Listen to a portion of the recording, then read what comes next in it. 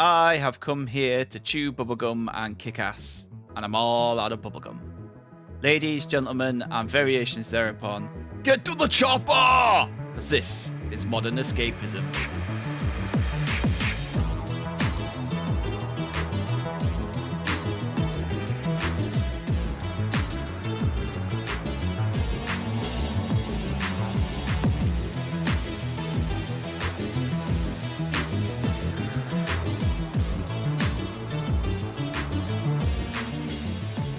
Hello and welcome to Modern Escapism. My name is Stig and I will be your host for this week. Joining me, you've heard of the muscles from Brussels.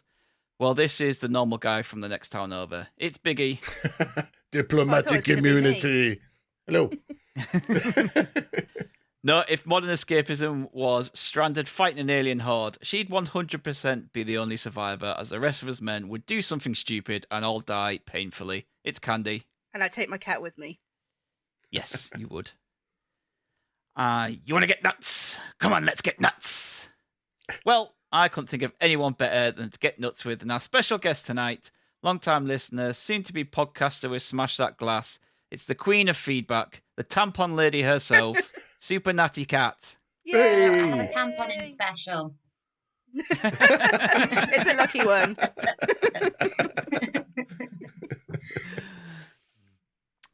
Oodles and Gadget are aware this week as the CIA have got them pushing too many pencils.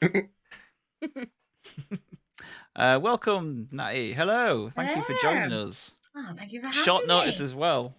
Yeah. I was literally like face deep in Danish pastries when Candy gave me the old heads up that I was going to get cold. So I was like, so I Well, you don't want to know shoved what I that was down face and deep here I in. am. I can think of worse ways to go out. Death by Danish. See, that's what's going to happen now. You're part of the team and you start and smash that glass whenever we need to pull you in. We're going to pull you in. Oh, it's fun. I didn't tell her that. Yeah, I didn't sign a waiver. Oh, Biggie, get on that, will you? HR, come on. We'll take it off call. Right.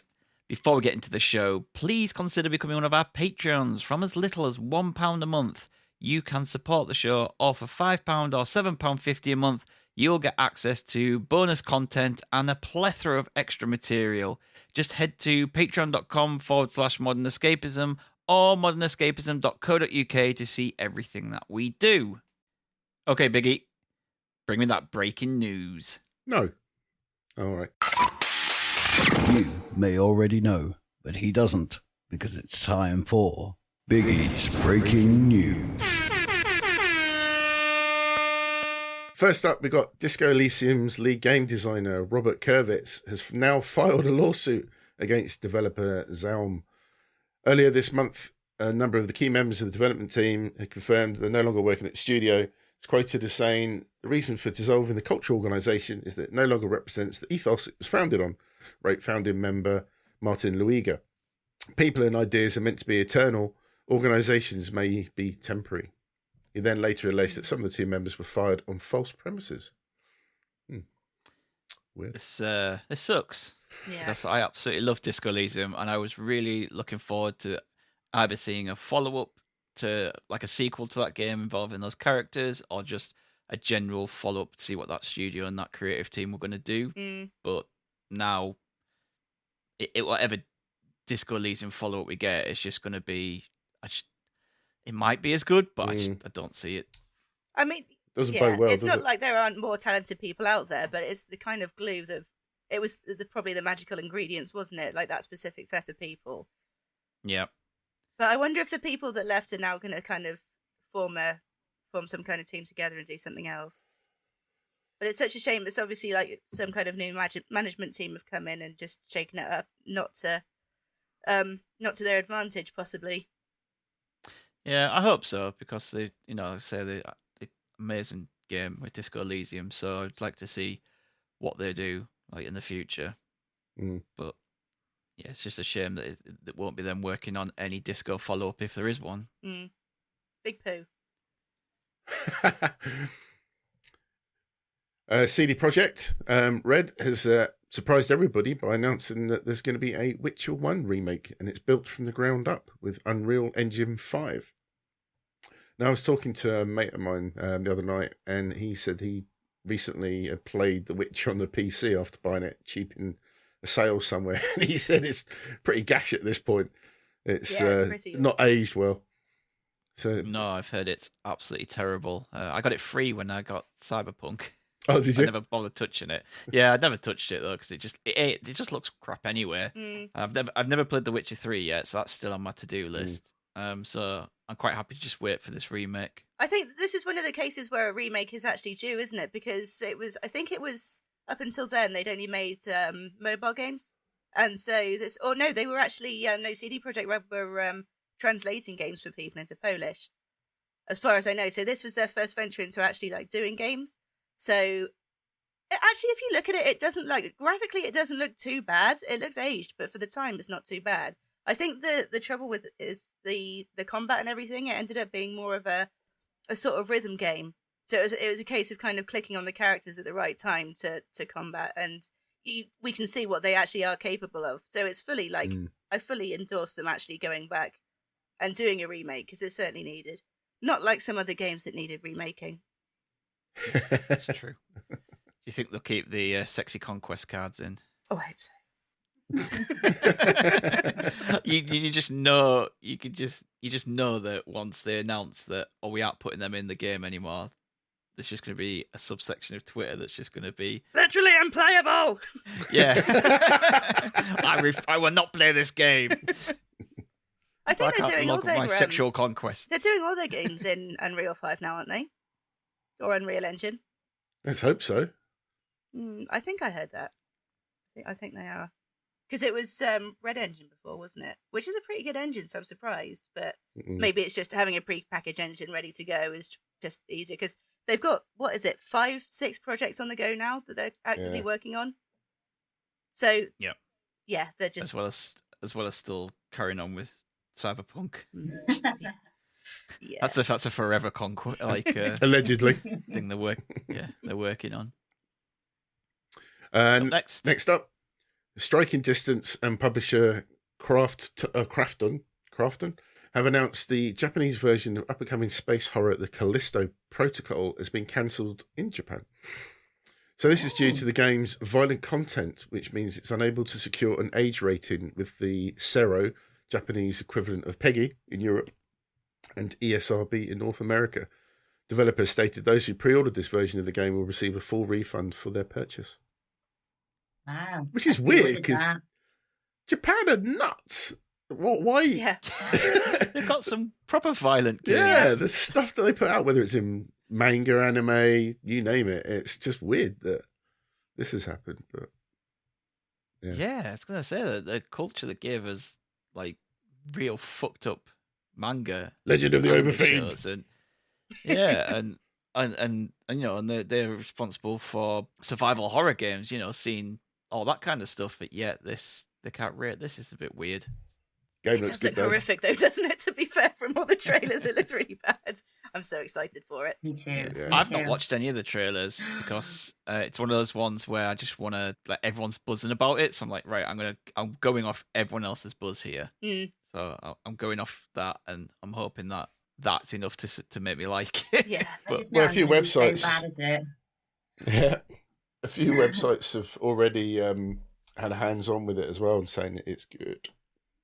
Yeah, of course it's going to be good. When's it out again? December Within the next month, I 11th. think. Yeah. Because I think God of War is the 9th of November, and I think it's December the 11th. I think it's gonna be a busy Christmas. I might play that and then get God of War for Christmas. Might ask Santa to get me God of War for Christmas. And then Dead Space in January. Although God of War's more of a Christmassy game, though, isn't it? Because it's Ragnarok. Nice, snowy environment. I could probably play that around my kids more than the Callisto project as well. I mean, barely. That's got some pretty brutal kills in it as well. But yeah, I mean, it's not. There's going to be ways around it for a Japanese audience that want to play it. There's ways around it, isn't there? It's not region locked. It's just that they would have to do the old IP blocker or something. But they'll get their hands on it. It's just a shame that it's not going to be in Japanese. Yeah. It's very odd. Honestly, I can't understand why that, unless there's some kind of politicking going on. I don't know. When I first saw the headline, it said it had been cancelled. I was like, no! Didn't realise what it was. Yeah, same. Well, that's when you said cancelled. Then I was like, what? Cancelled in Japan.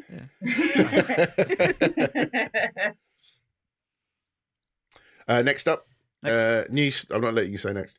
New Star Wars in the works. Justin Britt Gibson is penning the script with Lindelof, with the film potentially bringing back some characters from the 2010 films.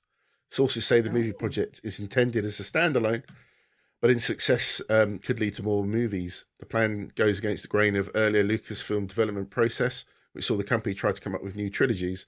Now the studio seems to be focused on standalones. See, if this follows like It's that small galaxy the Rise again, of isn't it? Skywalker. Yeah, but if this follows the Rise of Skywalker and is meant to carry on their story, I'd rather they clearly aren't just going to do a standalone. This will be a trilogy or something. I'd rather them just set it all out, because doing each film one after another without an actual end goal, look how that turned out for the last three.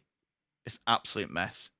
They will end up just finishing this film with a cliffhanger and then go, right, now what do we do, without any idea of where it's going, especially if it's bringing Rey back. I know that John Boyega will be back. He's already said he's done with it. Yeah. So Not surprised. I just find it really difficult to get excited about any more Skywalker saga stuff. Like they said it was going to be the end of the Skywalker saga, and there's an entire universe. And we said it before, it doesn't have to focus around this one or two, families. Just do something else. I don't want more direct sequels. well, it could have been the end of the Skywalker if they hadn't have put that last line in Rise of Skywalker. And I hated that as well. I hated it. Take that name that you've got and own it. Change people's perceptions of that name. Yeah, it was. I hated that film so much. What's your name? Ray Binks. Ray Binks. Mr. Ray.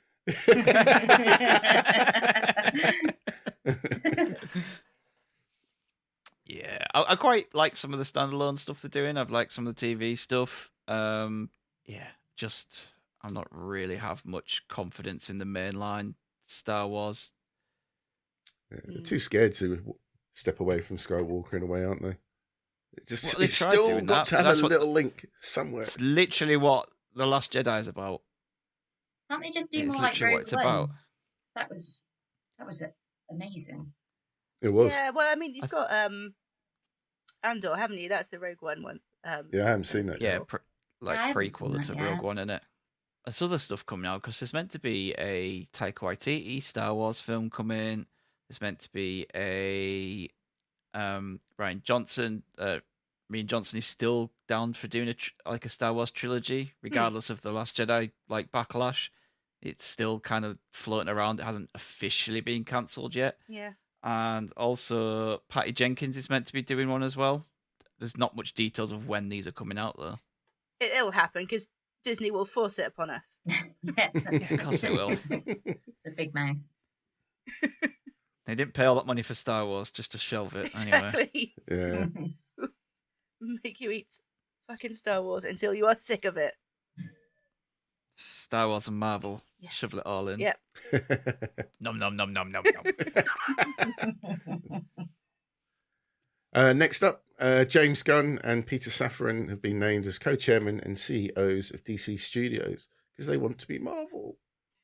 They do, but this is a step in the right It direction. is. I think this is I kind of think. exciting, and I think it's probably linked with some of the other news stories we've got coming up as well, one or two. But Yeah. I mean, they certainly got a space to step in because Marvel's kind of gone a bit off the boil recently. So now would be the perfect opportunity if they're going to get in there and do something new.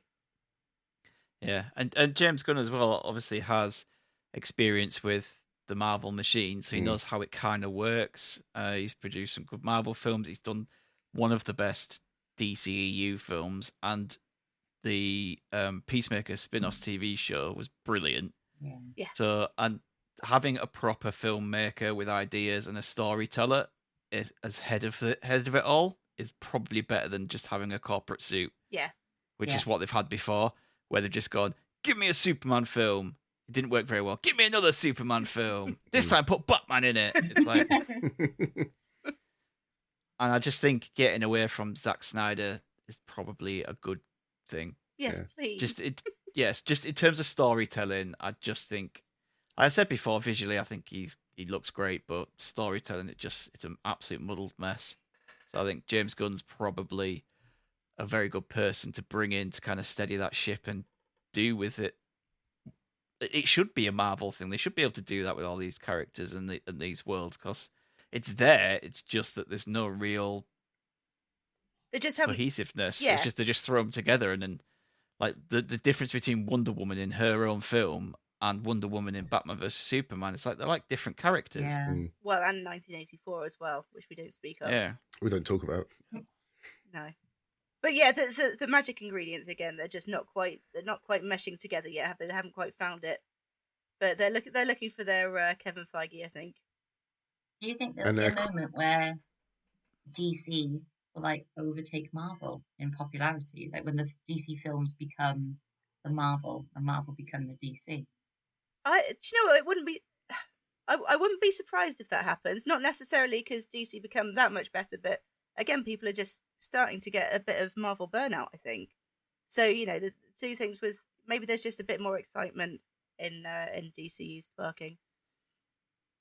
There's definitely excitement with what's coming up now. Yeah. And I bet you there's going to be a Chris Pratt reboot as Batman if James Gunn's involved. I set Biggie up for a great segue, I know. then, and he just completely missed it. I bet there's going to be excitement with what's coming up next. Oh, let's have a look. It's official. The Witcher is returning for season 4, and somebody else is going to be Geralt. No. No. Yes. I still missed it. No. It's Liam Hemsworth because No. Henry Cavill is a bit busy apparently doing other stuff. That was meant to be your segue story. I know. I got it. I cannot Yeah, hate let's this touch more. on The Witcher first. I just don't see the point. I don't understand it. I don't really like how Cavill steps in away from it. He said he was in it for the full 7 series. Whether it's because, I mean, it's probably because of Superman. Let's be realistic. Well, I think it's Scheduling conflicts. Yeah, it's partly that for sure, and I think with James Gunn on board, maybe there's been some new contracts, or maybe he's got a bit more excitement for the DCU going forward. But at the same time, do you remember there was a hoo-ha last week about that it came out that the writers they didn't like the Witcher games and the Witcher books. So I wonder if there's a conflict of interest. Like Henry Cavill being a Witcher fan, he's like, well, I want to keep it, like true to the books, and then the writers want to go in a different direction. So maybe there's a little bit of that going on as well. I think there might be, because I'm sure he had to fight a little bit to get certain stuff in season 2. He did.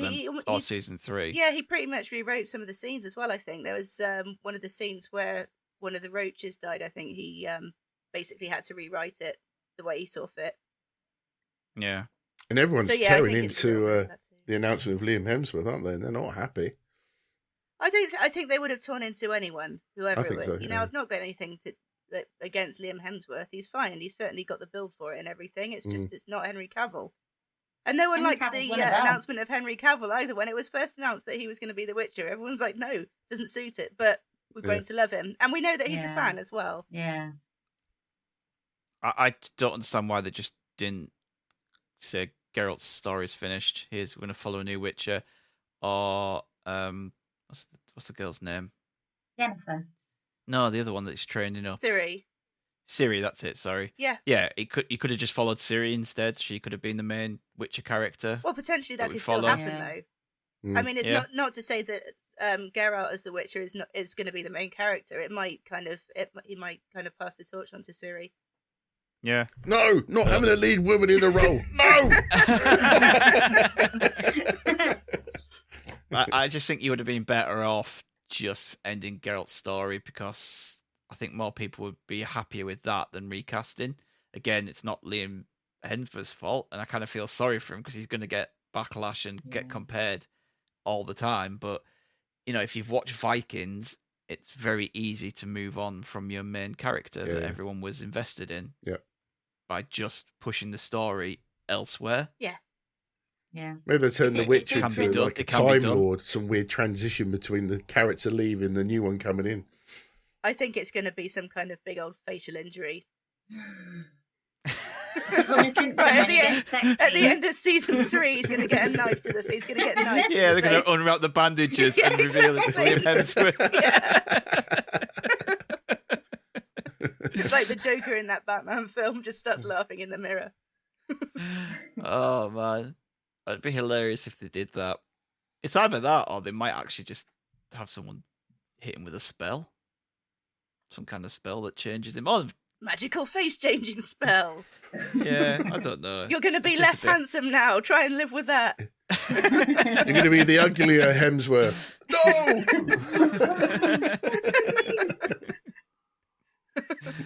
No! Yeah, a bit of a weird one. But obviously it's because he's gone back to be Superman. That's the other big news regarding him this week. I think he's fine. I think he looks the part. Mm. And he's already said he wants to play a more joyous and happy Superman. So given the right kind of writer, director, I think he can pull it off. It's a shame that it's been spoilt massively. Well, maybe there but will be a kind of reboot of sorts as well. It's been Yeah. It's been long enough. It's going to be a soft reboot, Yeah. basically. And this time he won't be smashing through buildings and killing thousands of people. It's a shame. But yeah, I'm looking forward to it. Like I say, with him back and James Gunn in as the head, see where it goes. Quite happy to see where it goes. Well, we know something that isn't going. It's George R.R. Martin. He's not going away anywhere soon. He's apparently 3/4 done writing for The Winds of Winter, which Stiggy does not believe. And apparently he's Is been he fuck? too busy writing that book to play Elden Ring, which he was heavily involved in crafting the lore and the backstory. He's too busy in everything other than the one thing that people want him to do. He's busy doing his garden. Wearing all his hats. I've said it before, and I'll say it again. He is furiously rewriting that book story because of how it ended in the TV show. Yeah, let's hope so. I don't think he's going to get it finished. You think Oh, he's going to surely. die first, you mean? Yeah. God. Well, how old is he now? I'm going to guess 72. He's 74 years old. Oh, good call. Oh, yeah. Good. Doesn't look in the best of shape, and it's taken him now. When did the last book come out? 2013, I think it was. No, 2011. A Dance with Dragons came out. So we're on to 11 years since that book came out. If he gets his book finished in the next 2 years, and then it takes him another 10 to 15 years to write the next one. George R.I.P. Martin. Yep. That is the pod title there. Yeah, unless he's managed to get both of them written together, so they're just going to come out in quick succession. Maybe he could I do the honestly old don't see it. GCSE trick. You know, when you say, like, it was all a dream, when you run out of time. At the end, you got to listen, Elise. You got to, like, you write adjectives and stuff, and you're like, oh, fuck, I got like 5 minutes left. So you're like, it was all a dream, pen down. Or he leaves a few blank spaces at the end and go, you decide who the king of green is. The future is in your hands. Oh, fuck off. Or it's one of those books where you go, you went round the corner, you died. Oh, no, go back a few paces. That's it. He's making a choose your own adventure and Yeah, he gets yeah. to sit on the Iron Throne. Well, he So can't be they're accused not- of bad writing then, because you're the one that's in charge. Exactly. No one Yeah. can complain then because you have all the options. Okay, well, I hate to do this, but sadly I have to end it on a bit of a dour point. I was quite sad to hear this news that happened yesterday, I believe. But Low Raw founder and lead singer Ryan Carazia, known for his large contribution, of course, to the Death Stranding soundtrack, passed away at the age of 40. and I've been listening to his music all day today. Yeah, I love Low Roar. It's just so. Actually, I was going to go see them, and they recently cancelled their show, so I assume that's probably due to illness. Yeah, he's had a short-term illness, and I think he got pneumonia. I think as a complication. I think they said that, but I mean, regardless, it's just no age at all, is it? And what Kojima came out and said that there would basically be no Death Stranding if it wasn't for Low Roar. I fully believe that, because it really does set the tone of the game. And I'm sure like Kojima was listening to Low Roar as he was kind of writing the game, because you can tell the landscape goes with the music perfectly. I think there was something like 18 Low Roar songs used in the game, and then a handful of Silent Poet ones, and then sort of several others scattered around. So Low Roar really was the sort of lion's share. Is that the first song you hear when you're going down as a Low Roar track? I think when you're going down to is it Port Knot City before you go over the lake? I think it's actually Silent Poets, but I could be wrong. But yeah, that particular moment in the game is just gives you shivers. Like I can't think. I definitely of have heard some Low Roar tracks from what I've got up to, and it really just works so well. Yeah, they're still releasing. He was working on an album which I think was pretty much finished, and they're still going to release that. Right. So yeah, it'd be nice to listen to posthumously, although be a bit sad. But he leaves us with a couple of albums of just incredible music. So yeah, agreed. At least there's that. Yeah, very sad. That's it, dude. Great, thank you very much. On to the Nexus. So we talk about what we've been up to this week. Biggie, why don't you start us off this week? Okay, well, I've got stuff to talk about. Woo! Yay! Woo! Yay. We've actually got things to talk about this week. Yay! So, although regrettably, the time I did find was to watch Terrifier 1 and 2, to get myself caught up with what seems to be a bit of a hit at the moment. But yeah, two very similar but very different movies. And I think Stig spoke about it in Discord as well, that the first movie is kind of, just shy of 90 minutes, I think it is, of nonsensical plot, really. But Art the Clown, which is the main character, just goes on this killing binge, taking out characters that you meet briefly in the movie, just decides to take them all out for no apparent reason. Nothing's explained, but it's all very well done, but very, very gory. One of the first big kills in the Terrifier, he saws a woman in half who's upside down and starts with her noo-noo. It's just, it's not a noo-noo. Yeah. Like vertically. Yep. Oh. And it's the deaths in these are pretty horrific. All done by the director as well. So he wrote the movie, he's directed it, and did the special effects as well. I've forgotten his name, sorry. I have to find it out. But yeah, so then it obviously seemed to be a big hit with gore fans. Then he came up with a sequel, and it's like it's like an extra hour long. And 2.5 hours nearly. Yeah, it's just, again, incredible special effects, gory as hell. The plot is just pointless because although it links certain things in the movie, there's a lot of stuff that happens that isn't explained for reasons. And yeah, so the it's kills just a collage again. of death scenes, basically. Pretty much, and they are very clever. They're very smartly done. It's torture porn, it's gore, like, Hostel, Saw, that kind of really over the top stuff. It's not easy to watch in places. Apparently, people were leaving the cinemas around the States and stuff, like vomiting and all this kind of thing. An ambulance was called to one. But yeah, it is what it is.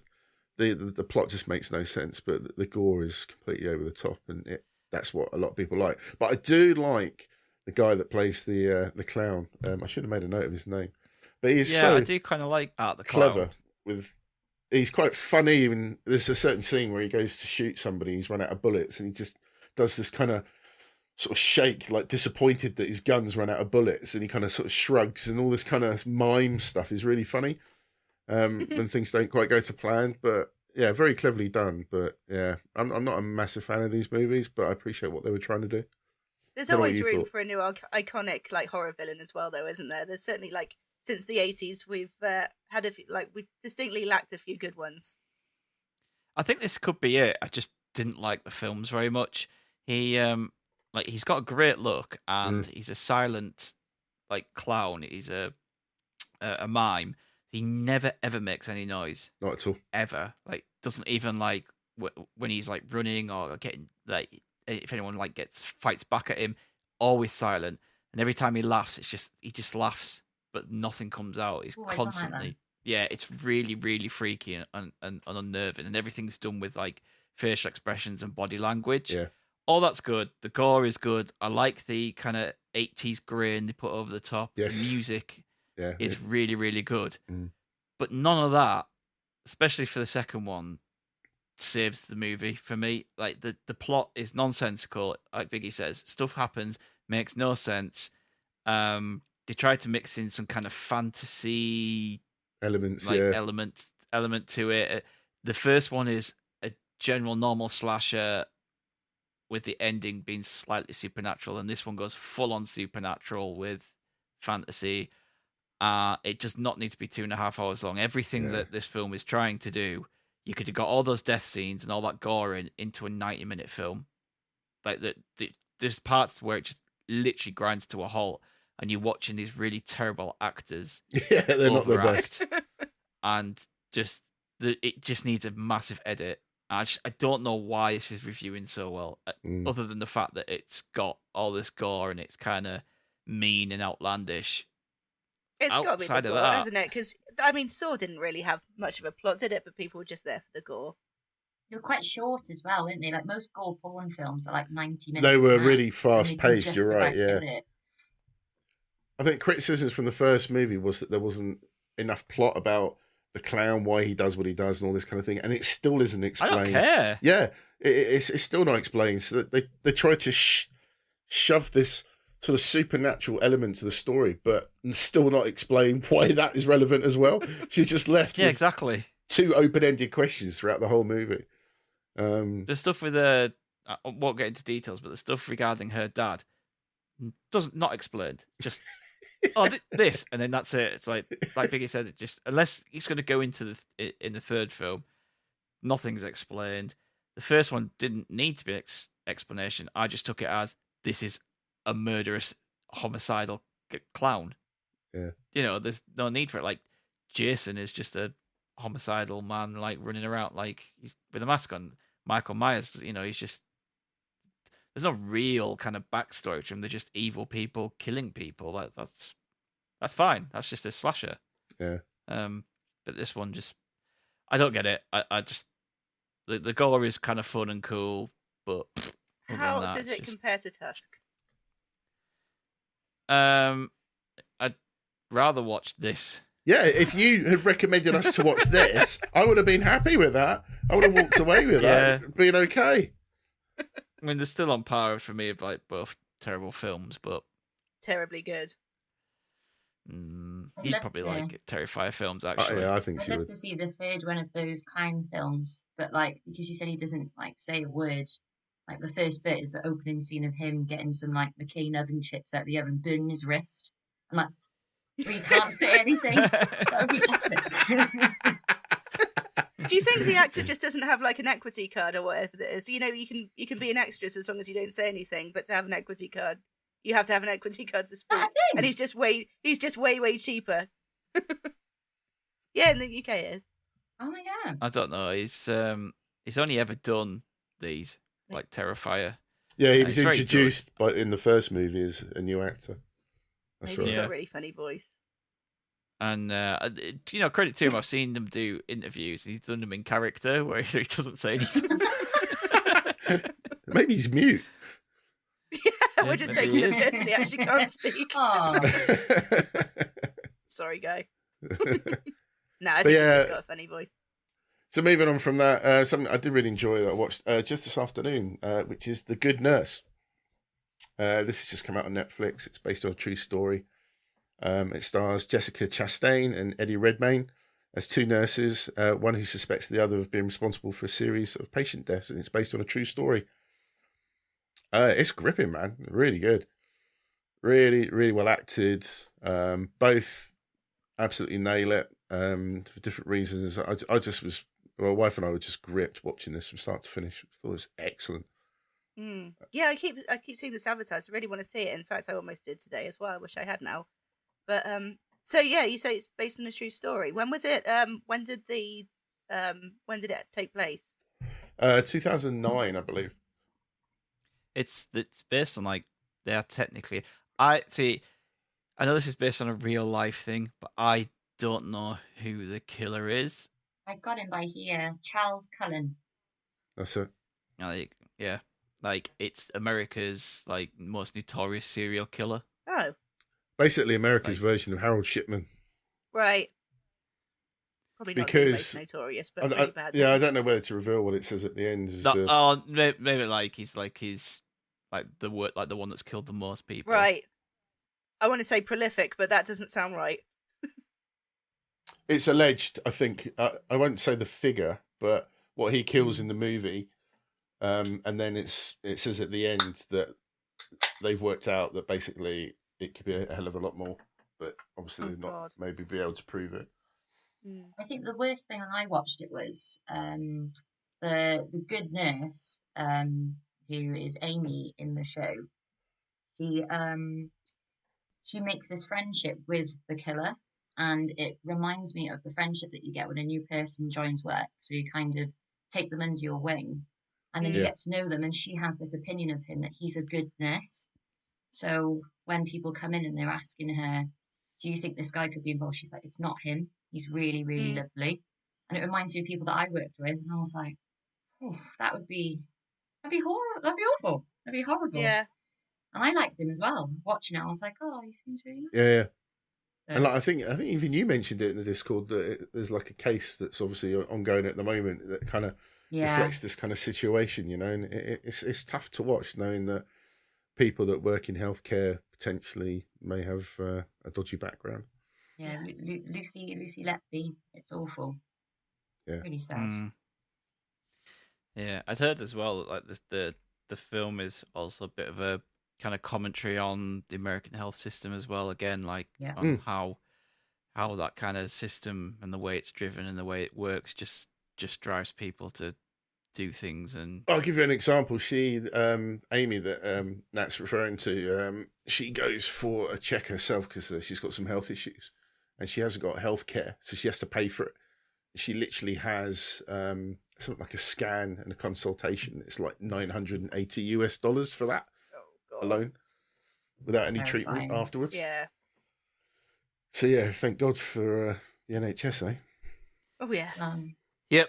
We can break bones for free. I am interested in watching this. Is it it's a film? Is it? It's not. It's a film. Yeah, it's on Netflix film, now. Yeah. Yeah, cool. Yeah, I'll add it to my watch list because I am interested in seeing that one. Yeah, really good performances all round. Cool, great. Natty, what have you been up to? Well, like Biggie, I watched The Good Nurse and thought it was epic. I highly recommend it.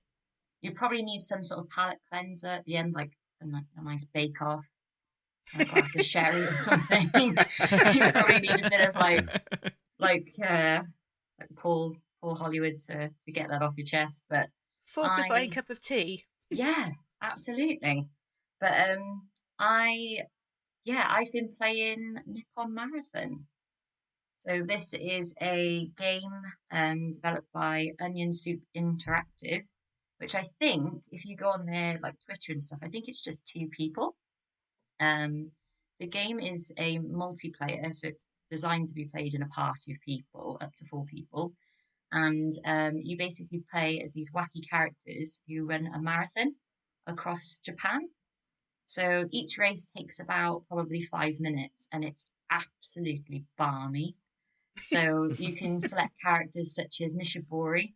So she's a narwhal, and she has a big massive tusk on her head, but she's not a unicorn. She hates that. You can be Subaru Maestro, which is a dog wearing a little jacket and his little tail sticking out the back. A guy dressed up as a lobster, or this really curvy guy called Zenbei, who's like 80 years old and wears a schoolgirl outfit and goes, whoa, like this. Every time he does something cool. Whoa. Yeah, do you know what? I'll put a picture up. I'm still giggling that the fact that anyone that has to mention the word lobster has to do that. I know. Even though we all know what a Yeah. lobster is, but we all naturally have to do that. So a lobster. It's like if you say Zoidberg, Dr. Zoidberg, you can't do Yeah. it too. So since you said it was just 2 people, so I've looked up onion soup. There's actually 4 people. Oh, So there you you've go. got Andy, and wait for it. This is good. Andy Madden, who's the director development. It says ditched the university job to follow his indie game development dream. Loves gaming, both old and new. Has about 30 game designs in his head waiting to be made. The second person is Amy Maiden. So I don't know if this is sister or partner. Director and community manager. Eco Warrior has been raising Pokemon since she was 10 years old. Is really a cat in disguise. Was once a barista, now spends time making gifts and managing social media. And then the 2 others, we've got Snoogaroo, dog. He sits beside Andy and Amy and helps them work by alerting them to enemies. And then we've got Mocha, the flower. So it's a development Wow. team of That 4. that actually makes a lot of sense. But it's absolutely wild. So we bought this game probably a good 3 years ago. It was like £5 in the PlayStation store, and every Sunday, me and my mates get together. We have a games night, and we buy a game, and we take it down and we play it. And we played a couple of really shit ones, and then this game came up, and I really wanted it, and I didn't bring it up with anyone because I thought it was just a bit too me. So I left it, and then Mo said, "Oh, come on, just buy it." And it was like £5 or something like that in the PlayStation store, and you can get it on Nintendo Switch as well now. And so we bought it, and we haven't stopped playing it for 3 years. It's our go-to game on a Sunday. But like Mario Kart, where you can like pick up these little boxes and chuck like a banana or get a shell, on this one you have like a pineapple balloon that you can like float over people. You still chuck bananas behind. There's people carrying like wobbly fish. But you do like a whole tour of Japan. So you start off in Tokyo, and you go down. You catch a bullet train. It's fucking mental. It's crazy. Absolutely Do mental. they have the And equivalent of a blue shell? Yes, it's a watermelon. Fuck it then. Yeah. Fuck that then. But it says the watermelons attack who's in first place, but it never does because it's so fucking glitchy. It like goes and then like flies across the screen, and it usually hits yourself. So but I highly recommend it. It's absolutely fantastic. It does sound Really good. good laugh. I assume That's, you've played on the Switch Overcooked. as well, so I think I'll get it for that. Oh, it's epic. It's really good. Have you played Overcooked? Oh yeah, we've done all of them, and we've got on the Yeah, first yeah. Overcooked. We got Great snowed games. in, so we literally played it and got all the stars on every single one. Yeah. I was always the cat, so we always had our Cracking game, that. characters, and the second one, and all the extras. So yeah, we always play those ones. There's a couple of really good multiplayers out at the moment, like couch co-op, because we all play in the same room. We always go over each other's houses. So Overcooked, and another one is Lovers in a Dangerous Space Time. That's fantastic. You play as Never little like heard that. animals, and you've got to control a giant spaceship. So you all have different jobs on the space, exactly the same as Overcooked. But there's like fire going off, and there's aliens and all kinds of shit. I don't know why it's called Lovers in a Dangerous Space Time. I have no idea. Oh, I played that. I know that one. Yes. It was free. It was a Yes. free download, I think, at It some was. point on Yeah, PlayStation. yeah. It's Yeah, I played that amazing. with my mates. It is good fun. Yeah. It's Oh, good. these are all on Switch, so I'm gonna get them because the kids love playing these kind of games together. We play like that, Oh. and moving out, they really like playing that. Love Moving Out. We've done that one. We've played that one. Moving Out. Yeah, Yeah, it's good. so I'll definitely get these downloaded and see if they want to play them. Because it looks alright. It's very, very Japanese. So you can either have it with a Japanese commentator, so it's all in Japanese, and you have no idea what's happening, or you can have it with an English speaker, but he's still very Japanese. So some of the stuff he says, you're like,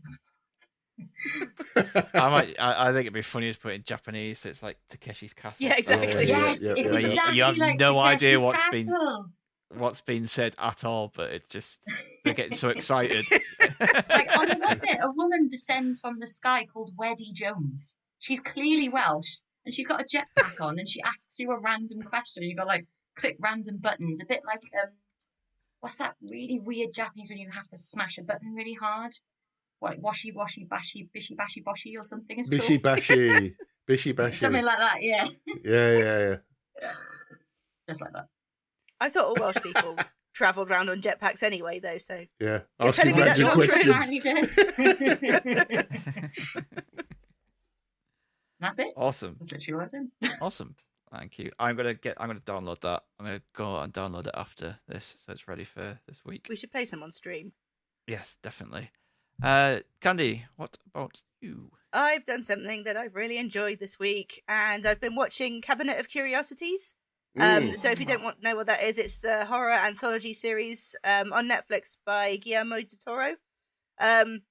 So 2 episodes of which are written by him, and then the rest directed by various filmmakers. And it's a sort of monster of the week thing, so it's a different story every time. There's 8 episodes in total. I've seen 6 so far. I don't think they weren't all released together. I think they were released in blocks of 2 or 3 over the last several days, I think it was. Anyway, they're all out now. But yeah, from what I've seen so far, 6 out of 8 of them, I've just absolutely loved it. And as a horror fan, not much phases me, but there have been some scenes in some of these episodes that I have actually struggled with, like just in terms of making you feel uncomfortable. I wouldn't say they're particularly gory, but Del Toro and other filmmakers, they sort of know how to get under your skin. You know what I mean? It doesn't have to be like viscerally gross to just get you on edge. The second episode in particular, it just left me feeling like particularly itchy and claustrophobic and just yuck. Yeah, I've watched 1 and 2 so far, so yeah, I've seen the second It one. was the second one. It's just horrible, isn't it? So yeah, it's like I said, it's a monster of the week format, which I've always loved. The genres, while all kind of falling underneath the horror banner, they are pretty varied. So some of them adaptation of, in fact, 2 of them I think are adaptations of H.P. Lovecraft short stories. Some feature demons. You've got grave robbers, and my personal favourite one, which is directed by Anna Lily Amirpour. She directed A Girl Walks Home Alone at Night, the horror classic, sort of cult classic. But that episode has got Dan Stevens selling her a skin cream through her TV, an evil skin cream. Aren't they all? Well, they all are. So Because she's worth it. God, absolutely. By the way, the reason I'm grabbing at the screen, there's a fly that's trying I to think get you're me. doing some really weird ASMR thing to me. Then I was going, No, I'm not trying to. I'm not trying to grudge it through YouTube. Don't worry. Another thing I really like about this series is that every single episode is introduced by Guillermo del Toro. So it's just like like the Hitchcock films, Yeah. where he kind of just shuffle on stage like "Good evening." Well, Guillermo del Toro does the same, but with a Spanish accent. Go on, So have a go. No, I will be cancelled. He's lovely as well, Guillermo del Toro. He's so adorable. He looks exactly like Dead Man from Death Stranding. So I just do a quick rundown of the episodes and the actors as well, because some of the actors that pop up are just like an absolute joy. So the first episode is Lot 36, and that's directed by Guillermo del Toro and written by del Toro and Regina Corrado. And that's got Tim Blake Nelson from Oh Brother Where Art Thou and Elpidia Carrillo from Predator. Graveyard Rats, which is the second one, which is the horrible one, is written by Vincenzo Natali and based on a short story by Henry Kuttner. The Autopsy, which is another kind of a cosmic horror almost, directed by David Pryor, stars F. Murray Abraham from of Mythic Quest fame. The next one, The Outside, another one of my favourites actually, was directed, as I mentioned previously, by Anna Lily Amirpour, and that's got Kate Micucci from Big Bang Theory and Dan Stevens from Downton Abbey, Beauty and the Beast, and Eurovision. It's frightened Biggie, he's gone. The next one, Pickman's Model, which has the most horrific finale. It's directed by Keith Thomas, who he actually directed the 2022 version of Firestarter, so we won't hold that against him. But that one's based on an H.P. Lovecraft short story, and that's got Ben Barnes from Marvel's The Punisher and Crispin Glover as well, being super creepy. And then Dreams in the Witch House, which is one that I watched this afternoon, is another one based on H.P. Lovecraft, and it's directed by Catherine Hardwicke, who directed Twilight and Lords of Dogtown. And the main character in this one is actually played by Ron Weasley himself, Rupert Grint. And I have to say, I was actually I was really surprised. I was really surprised and impressed by his acting. I haven't seen him. I know he is still acting, but I haven't seen him in a lot since Harry Potter. And he absolutely nails like the American accent and everything. He's a proper adult now. I'm really proud of him. I think that like the one thing that I have seen him in before was he was playing Cheetah Chrome, and it was in a film about CBGB's, the New York nightclub that used to feature all the punk bands. Actually, he was pretty good in that as well, to be fair. Why isn't he more then? I know, it's a shame. Maybe he's just really like, he probably doesn't need the money, does he? He just takes on the things that he wants to. Washing himself in notes, isn't he? Oh, exactly, yeah. And I think him and Daniel Radcliffe just do the weird, wonderful stuff now, because they just, like I said, they don't need the money, so they're just going, yeah, I'll just do that. Exactly. Do that. Yeah, absolutely. Well, it's nice that they haven't actually tried to continue to chase the fame, because why would they need to? And we do get fun films like that from them. But yeah, no, the last two episodes I haven't seen yet, and they're called The Viewing, which is directed by Panos Cosmatos, and The Murmuring, directed by Jennifer Kent. And she directed The Babadook as well. Ooh, and that's got Essie Davis and and that one's got Andrew Lincoln in it as well. So I'm looking forward to that one. But yeah, I can really recommend that for a bit of like Halloween spooky viewing. And although like by the time this episode comes out, we're slightly out of season, but never mind. But yeah, I will say it's not really for the faint of heart. It's not super gross, but there's going to be bits that just kind of get you on edge a little bit. But I really hope this gets renewed for another Halloween season in the future. There's something about Guillermo del Toro. His work is just, it's pretty unmistakable, isn't it? And it's something like, his work isn't always super gory or super graphic. And I think sometimes as well, it can be a bit cheesy, but he has all the most charming qualities of like the proper old horror directors and like the Hammer House of Horror type stuff. You can just absolutely tell that all the episodes has been touched by him, kind of thing, in terms of the look.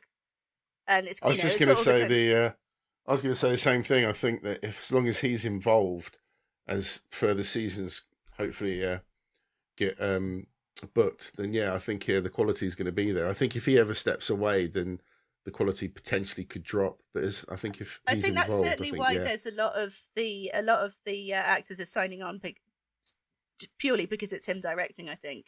Yeah. But yeah, really, really good, really fun. Also, I'm really looking forward to seeing it. I just haven't had a chance to watch it this week because we've been away for a few days. Yeah, well, but I mean, every episode's about an hour long, so it's not like you have to sit down and binge them. And they work for that as well, don't they? Because it's really tight. Yeah, perfect short story length. Yeah, I'll definitely be catching up with that. With me and my wife will be watching that this week. But like I mentioned, I was away for a few days this week. We went down to London, took the kids down to London, and while we were there, I just want to quickly touch on a couple of things we did while we were there, which were absolutely amazing. The first off being a Jurassic World Expo that's taking place at the Excel Centre. Now, I booked this because I needed to kill time in the morning until we went to the theatre in the afternoon. I just had a look to see what was happening. Oh, look, there's Jurassic World things going on. I didn't know what this was. I genuinely thought this was just going to be a go there and there's kind of some models and pictures from this, scene sets. And I didn't know anything about it. I just thought, that'll be interesting. Got there and it was absolutely incredible. Like, I did not expect it to be that good or do what it was doing. You basically, I don't want to spoil too much of it or what happens in there, but you go into a room which is inside this ferry and you get this, it all looks like you're inside this ferry and you get this introduction video welcoming you to the island and the screens all around you, so it looks like you're on a boat, like there's water in the screens and everything, and you do this instructional video and you open up the door to the thing and it comes and there's a huge Jurassic, like the Jurassic World gates. Yeah. You're inside this jungle. There's huge Jurassic World gates. There's a Brachiosaurus right in front of you, and then you proceed to walk through different areas. You go into the laboratory where they've got eggs and baby dinosaurs.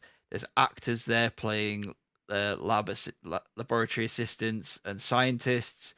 there's park rangers, and they're all acting, they're all in character and speak to you, and there's all these animatronic dinosaurs and sets, and it blew my mind because some of the stuff they do with some of the big dinosaurs was just amazing. How many kids were crying? Not many. I think I saw one kid cry, and Callie, my daughter, got scared by the thing right at the end.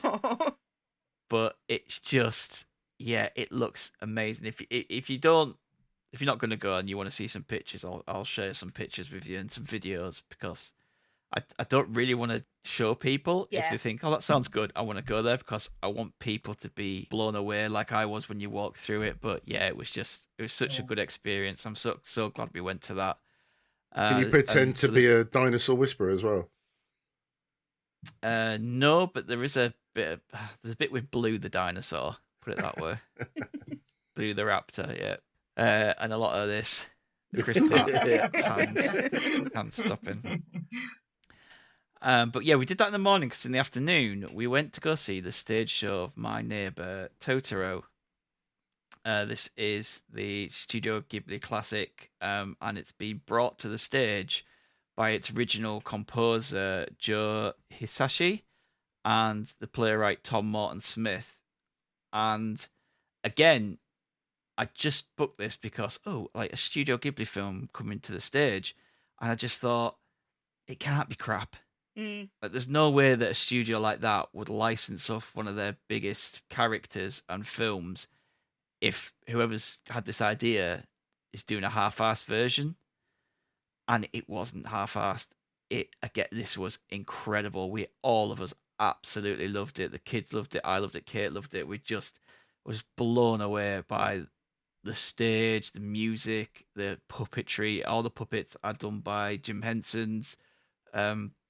From them, the first reveal of Totoro is just like, when it's revealed, the whole audience were just gasping and just like, oh, like, it's just, even down to the way they do the soot sprites. They have stage hands in black, and they're on these kind of like long poles and like going everything. So you kind of have to suspend your disbelief, and the actors the stage hands are kind of the soot sprites as well. So you have the proper ones, but then the stage hands kind of act as them as well. And yeah, the puppetry in it, the music, the comedy, they threw a few bits of comedy in there as well, often with the stage hands, and when they all of a sudden just changed into actual speaking parts. The cat bus was just, again, absolutely incredible. The way they showed the cat bus doing its journey over the towns and the cities, going to the hospital, how they did May being lost in the second half of the film. They just, honestly, it's mind blowing. If you just go see it, if you have any interest in trying to go see it, if you can get tickets are limited, and ones that are left are probably really expensive. But yeah, it was so good. I'm so jealous that you got to see this, because I kept meaning to, and I just, for whatever reason, it slipped my mind to actually ever get tickets. And I know it's happening sort of. It's not on for that long either, is it? I think it's only until Christmas. Yeah, I hope that it gets a long. I hope that it kind of gets picked up and maybe put on the stage full time. Yeah. That you could go see this, like it'll be like The Lion King or those kind of shows, that it'll just be a fixture. Has it been on tour? Within the country. Is London the first place it's been, or is it? Do you know what? I honestly don't know. Yeah. You would think it would go all over, wouldn't you? Yeah. All the actors, all the production are all either Japanese or Japanese descent, the English actors. They're all like the Japanese. So that was really good, because of authenticity on that side. I'm just blown away by it, and how they did Totoro. Like, I just couldn't see how they would do this. Yeah. And then when you watch it, you just go, and that's just incredible. Honestly, it's I'm so looking at good. your face, and your face is like a kid. It's like you're like beaming. I'm so jealous. I was, honestly. I spent most of the time with a smile on my face, because it was that good. Like the two actors that play Mei and Satsuki, like they were just incredible. Like considering they had to, they're grown women having to play a 4 and a 10-year-old, they did such a good job of conveying children that age. Yeah, I really want to get my daughter into Ghibli movies. I just want to get her to stay focused and watch the movies for what they are. It's difficult at It's not great for 5, whatever it is, isn't it? Don't let her watch that one. Yeah, not not that one. Don't let anyone watch That that. one doesn't exist. But my youngest daughter, she was obsessed with this. When she first watched it, it was like every day she wanted to watch this, to the point where she actually wore out my DVD. It's like, it's knackered. She's got it out the case and put it in like so many times. It's so scratched. And then obviously, what do you watch when you get home the next day? Of course, we had to watch the film. Oh. So then we sat down and watched the film as well. I love that all the Ghibli films are on Netflix as well now, I think, aren't Yeah. they? But Yes. I'm just looking, it's until the 21st of January, unless it gets extended. Ooh. Yeah, I've heard as well that in Japan they did a Spirited Away stage show. Oh, wow. Man. I would love to see that. Yeah. It's only Japanese though, so you can actually get it on Hulu, I think, if you can get onto that. I don't know. I presume it's probably subtitled, so I'm going to try and get that. I know it's not the same, but I'd like to see it anyway. I think that, I mean, if you've seen the film, you kind of know what's going on. It's more a case of seeing the spectacle of the show, isn't it, with that kind of thing? Yeah. The only downside to the show was that the kids behind us were just really fucking annoying, to the point that even my kids, who are 9 and 6, got fed up with them. We're just like, they won't shut up. Like, they just keep commenting on everything. My daughter was just like my 9-year-old, like she was just getting so wound up because she knows, like she's been to the cinema loads and that she'll whisper things to me if she wants to ask. Oh. And I know they're kids, but their parents just didn't even try to stop them talking. But at least you've had a chance to publicly call them out on a podcast now. So Yeah. that must help. Yeah, they were just so annoying. And then one of the kids at one point just goes, "I recognise this music from somewhere. I fucking wonder where. I wonder where." It's like, come on, kid, come on. I shouldn't badmouth kids, but fuck me, they were annoying. I love it if you've gone full Stig on them. Amelia kept turning around and looking at him, trying to give him like the obvious like glare of "shut up." Aw. And at one point, their mum just like got out some pack of biscuits or crisps or something in the middle, and they just sat there eating crisps. I'm like, I can't stand that when it's a live Stop, show. Like stop. it's actors. yeah. You're gonna just. I know we were up in the bloody gods, but you know what I mean. Even so, like people around you, but yeah, I took a sneaky pick at the end. Like I didn't not throughout any of the show, but like right at the end, I just like I have to get a picture of Totoro. Like I can't go away and not get a picture of him. Yeah. So yeah, it was great. Honestly, absolutely loved it. I also watched a film called Barbarian this week. It's on my list. I'll quickly go through this. I won't go into too much depth on it because to do that would be to spoil it too much, and it's really difficult to review this one without spoiling it. All I will say is just go in without reading anything, without watching the trailer, just knowing that this is a really good horror film. And for me, who struggles to connect with a lot of horror films, despite the fact that I watch so many of them, like modern horrors I struggle with all the time, this is one of the best horrors I've seen in a long time. Oh. The first half especially is just proper gripping and tense. The story is it stars Georgina Campbell, Bill Skarsgård, and Justin Long, and it's directed by Zach Krieger. And the story is that Tess Marshall books a home in Detroit, an Airbnb, to stay at because she's got a job interview the next day. She turns up in the middle of the night, stormy night. She can't see her surroundings. Just goes to the house and she discovers that someone else is already booked into there. Man called Keith, played by Bill Skarsgård, and she is initially unnerved by him, as she would be, who is this random man in this house that's meant to be staying in. He is overcompensating to make himself not seem creepy. As you would if you're a woman on your own in that situation. I'm in a house with a man I don't know, and he understands how a a woman would feel. So he's trying to make her feel comfortable, and with that, obviously, makes it more uncomfortable. And that's all I'm going to say.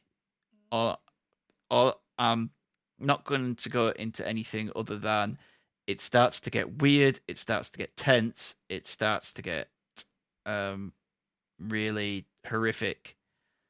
And there is a bit of a tonal shift halfway through, which I think the film actually really needed. And it then starts to kind of have a bit of some social commentary on women and how women are perceived and treated in Hollywood, and treated and perceived by the police at times, and that kind of thing. But there's a bit about half hour to 40 minutes in this film where I was just feeling proper dread and tense. Like it's just this creeping sensation of horror, and there's a bit that proper made me shit myself.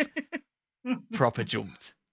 And yes, characters go from kind of being smart to stupid, but it's a horror film. If they were all smart, then it'd be a boring horror film. Yeah.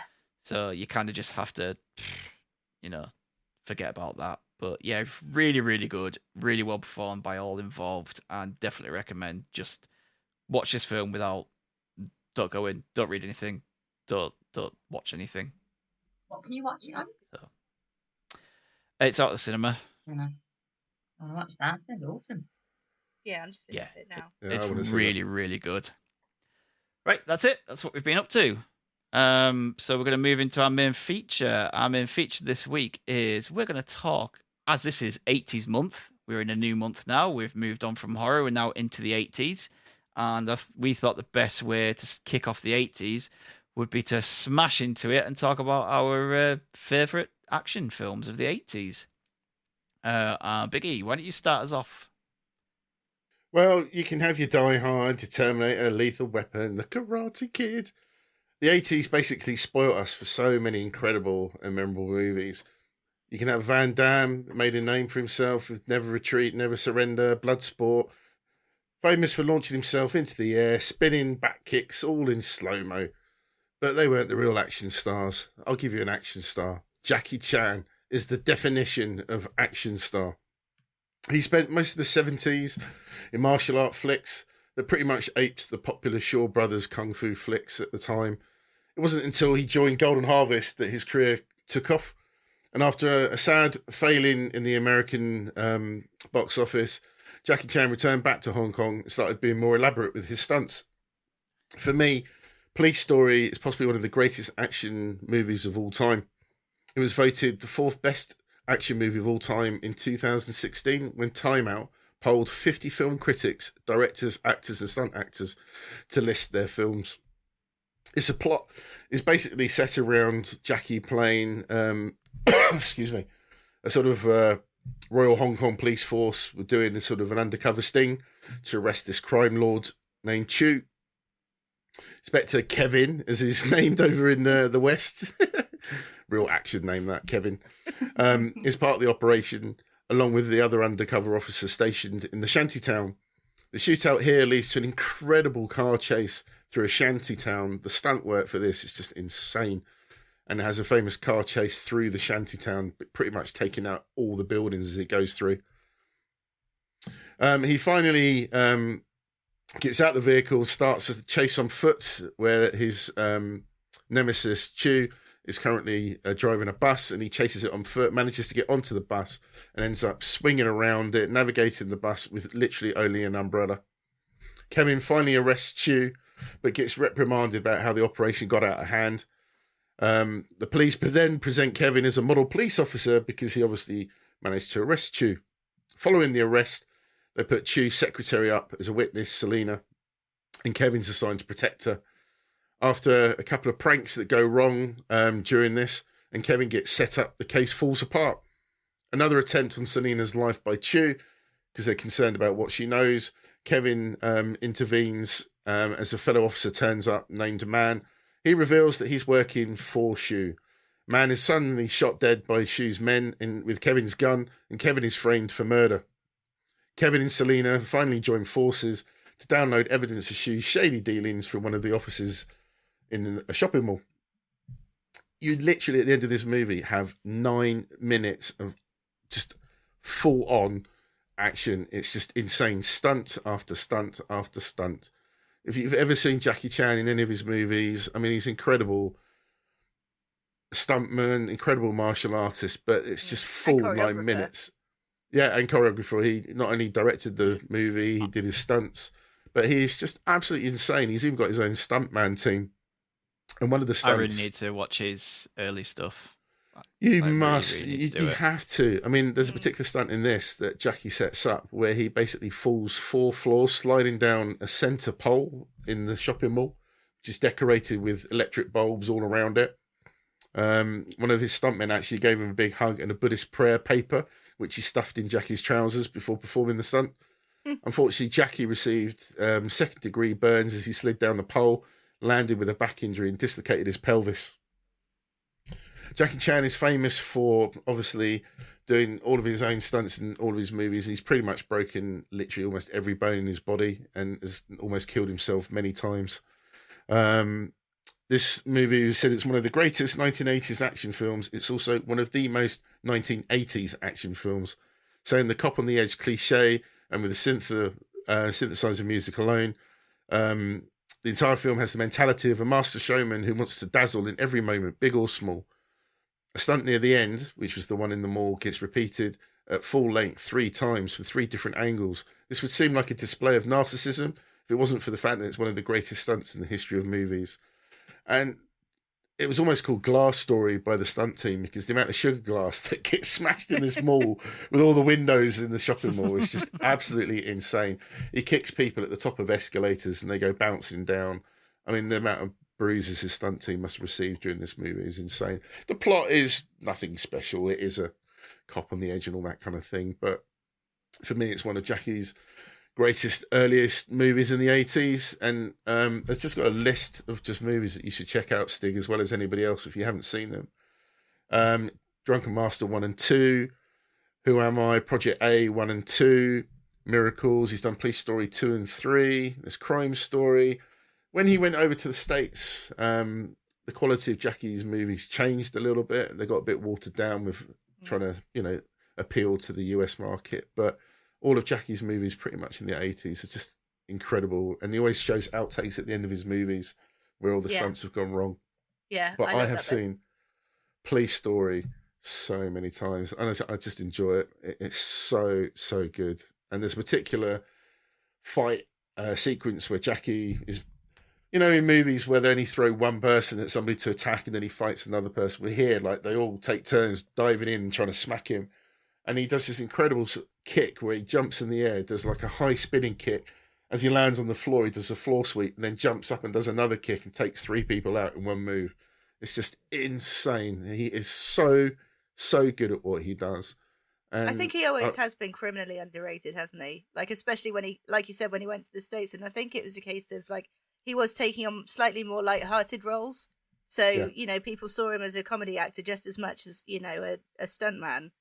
And it's such a shame because, like you said, his stunts and choreography and the way he uses props as well. Like, I don't think there's any other martial artist that uses props like he does. Whether it's ladders, a school playground, for fuck's sake, where he's diving in and out of a jacket, you name it. Anything he picks up that he can use, he will use.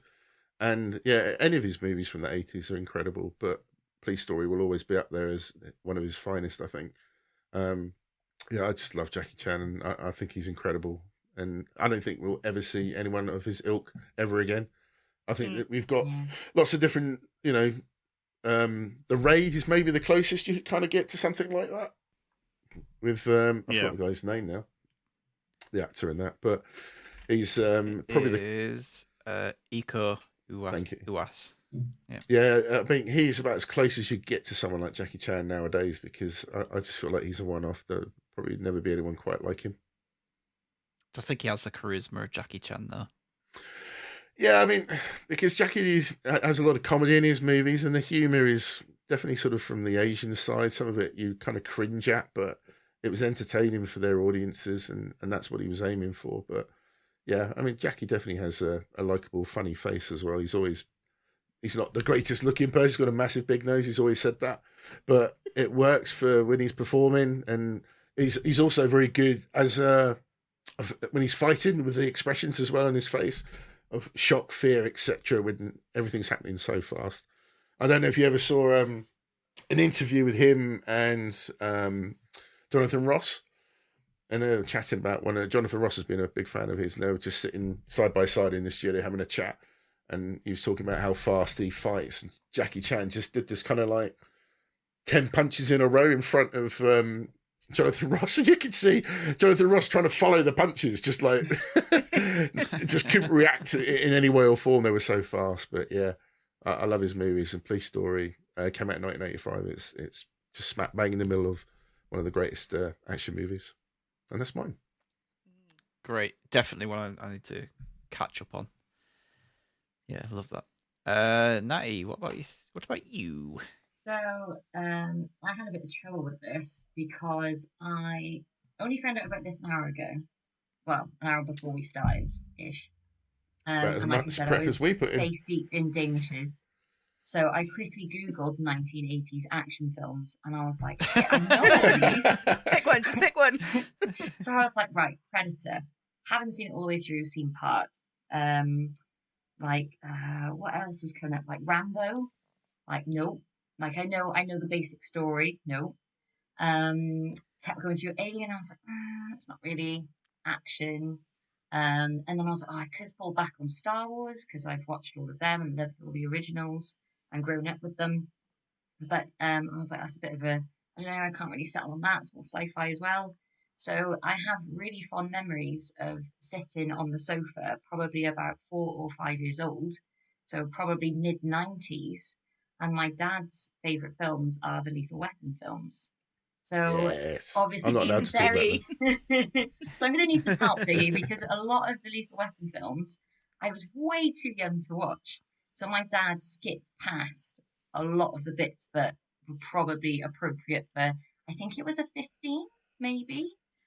But so forgive me if I get any of this wrong. Please correct me in stepping, because I'm going to need a lot of help here. So Lethal Weapon. 1987, so it stars Mel Gibson as Riggs and Danny Glover as Rog, and basically they're cops that get buddied together after Riggs tries to retire from the police force after the death of his wife. And the psychiatrist basically says that he is suicidal, but the police force say that he's faking it, so stick him back into the force with Roger.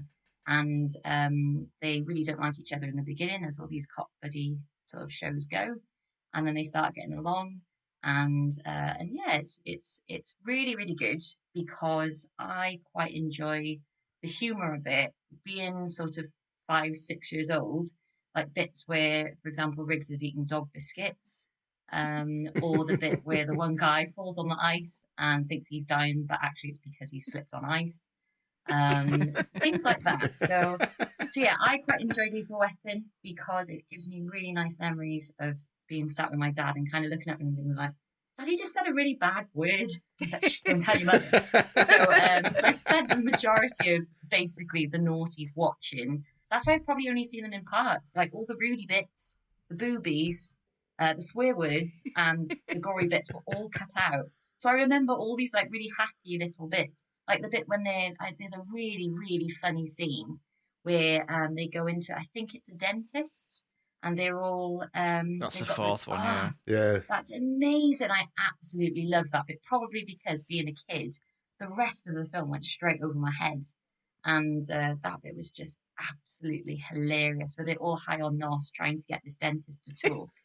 and they're all just having a good old giggle. It's amazing. What would you say, Brad Biggie? Please help me out.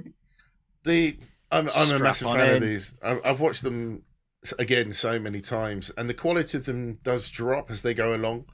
But the relationship between Riggs and Murtaugh is just so good. And it like you say, there were a lot of buddy sort of cop stuff that became popular, but that relationship just was really sold well by the two actors. I assume they got on well enough in real life, because if they didn't, then they really sold it on the screen. They were just so good together. And the action, the plots all around it were absolutely fine, but the action was great. But if you really don't remember them that well because of that, then go back and watch them in full. I really need to. And you will really appreciate just how good they are. And I'll probably their understand relationship the jokes. continues.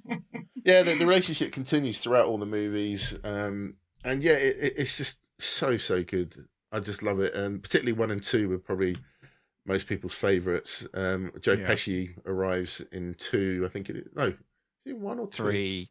Is it 3? He comes comes 3. in. Yeah, he turns up in 3, and he's funny for the first 10 minutes, then does get quite annoying, but Riggs is really nasty too. But yeah, they're really good. I think the 4th one really struggled, and it was almost turning into more of a comedy than an action movie by that point. I think they were really sort of pushing the comedy side of it. Because all 4 movies were by Richard Donner. Yeah, I mean, I think Riggs' portrayal in the first movie is incredible. Yeah. He really nails that sort of, again, cop on the edge, really popular. And he really sells that sort of, he doesn't really want to be alive anymore. He's so reckless. And when that's the sort of play on Murtaugh, who's really sort of close to retiring, that he's just literally he's too old for this shit. He can't deal with this guy being so reckless. But then, because of that relationship, he kind of starts to change Riggs a little bit. And then Riggs starts to learn a bit from Murtaugh and vice versa. They learn from each other. And yeah, it's just really well done. If it wasn't for that relationship, and the TV series completely proves this about how poor it can turn out if you haven't got the right people in the roles. And again, I don't think you can reboot it. I don't think it's a movie that could ever be remade again. I think it's just one of those things where they're going to be classics for all time and should stay that way. They should never be tampered with because they're as good as they are. Yeah, you just don't get the like the TV series. You just don't get the like chemistry between the two, do you? Not at all. I didn't even know there was a TV series. Yeah, there isn't. No, not anymore. Yeah. I just looked up. Sorry, Leo does arrive in number 2. I just remembered it is because he takes him to the South African embassy. Yeah. When they go to the embassy, yes. Yeah, Leo's with him then. Yes, he does come in a second. I always find it quite funny how Murtaugh's always like, I'm too old for this shit, and he's only like 41. He's only like 40, 41. It's not even that old. Yeah, but I feel like that all the time though. But yeah, again, that's it. That just reminded me of Murtaugh. Riggs is becomes like almost an addition to their family, and they become his family that he lost. So he becomes really close. That whole relationship. But yeah, I love those movies, man. So fucking good. I distinctly remember a bit when he stood on the top of a building and there's a guy that's going to jump. That's it. Do you really want to jump? Do you? He just grabs him and jumps off, doesn't he? The best line in it though is diplomatic immunity. Yeah. It's just been revoked.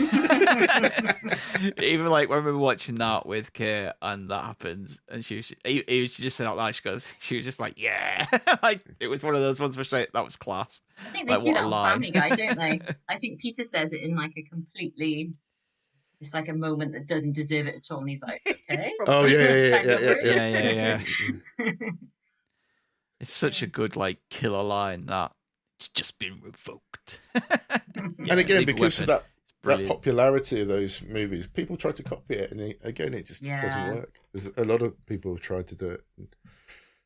Have you ever seen Loaded Weapon, which is the spoof? Yeah, sounds like a porno. You should check that out. Samuel L. Jackson, believe it or not, plays the Murtaugh. I can't even say his name. Murtaugh, yeah, it's Samuel Jackson and Emilio Estevez, isn't it? Yeah, I remember the butt in the movie scene, and we watched that. They showed that to us at a play scheme as well, so we were like under 6 and just us walking around. I did watch that when I was a lot younger, and like I really love some of the jokes in that. I'm getting off a bit of a tangent here, but there's like the reason why Samuel L. Jackson's character can't use a gun is, and it has PTSD, and it cuts to his partner being held up at gunpoint by a mime, and the mime's just got the finger out like that, and she's like, shoot him, and Samuel Jackson's like shaking because he doesn't know what to do. Like it's just a mime with a fake gun. He just reminded me of the famous toilet scene in 2, where Murtaugh's sitting on the toilet, and the relationship between them, because Riggs goes to try and see what he can do. And that's a really touching scene, because apart from the jokes that they drop with each other, trying to calm him down and everything, but you can see the way that they look at each other and talk to each other, like their relationship has got to that point where they realise that Roger could actually die here. And they sell that scene so well about Riggs telling everybody get out the room, and Roger doesn't want anyone to see him like that and all that. Yeah, it's just really, really quite touching, really well done. Yeah, I love them. You know, I think they're great. Despite the people, one of them that's in it. Yeah. Yeah. But the films themselves, I really, really like. I mean, I even have a soft spot for 3 and 4. You know, 4 has its moments. Yeah, even Jet Li, a weird choice, but not his Yeah, best there's no way movie. I'm believing that Mel Gibson's beating up Jet Li.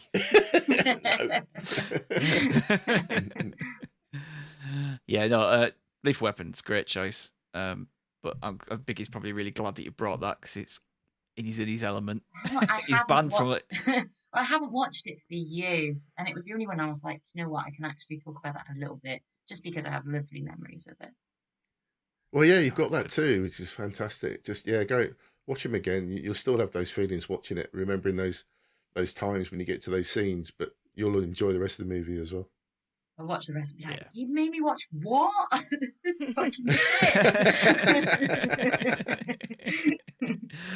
You'll be banned from the podcast if you come back with that big biggie whatever let you back on. Awesome. Candy, what have you brought? I brought Top Gun. Oh, I know I've spoken about Top Gun before. I know. I droned on about it. I droned on about the original when I brought the sequel, and I brought Maverick to the Nexus. But even now, it's still one of just my absolute favorite feel-good films. And like Natty, I'm sure my parents regret ever letting me watch it, because it was just the one that just got repeated over and over again several times a week. My best friend and I actually used to get our dining room chairs and sit one in front of the other with our bike helmets on, and like we pretend to be in the cockpit and everything, like just reciting this film to one another.